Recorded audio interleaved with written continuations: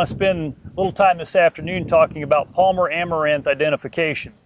As most of you are probably aware, this weed is becoming very important. Is becoming somewhat widespread, particularly across the northern 1/3 of the state. And we feel like we need to do all we can to continue to raise awareness of this weed, because it does present arguably the most serious agronomic weed challenge that we've had in Indiana in quite some time. And the first thing you need to look at is to look at whether or not there's hairs on the plant. So your red root and smooth pigweed that are common within the state are going to have hairs on them.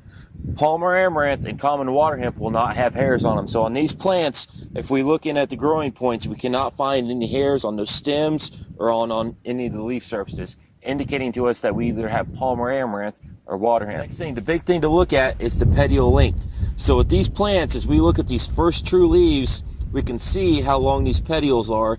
And this petiole, the structure that connects the leaf blade to the plant itself, is actually longer than the leaf blade.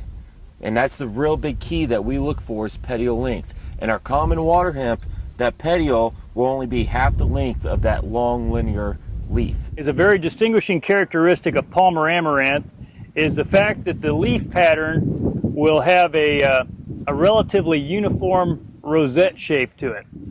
And typically this occurs once the plants hit about 6 inches tall or more. Another characteristic that is indicative of Palmer amaranth are these long terminal seed heads on the female plants.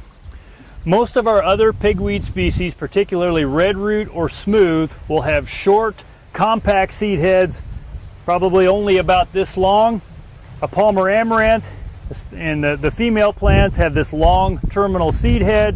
When you grab it, it will be prickly. It will actually kind of grab your hand, and again is another indication of how much of a problem this weed can be, because this thing is going to be just loaded with seed. Some Palmer plants, not all of them, but some of them will have this watermark. So it's a white V, a white chevron is what it looks like.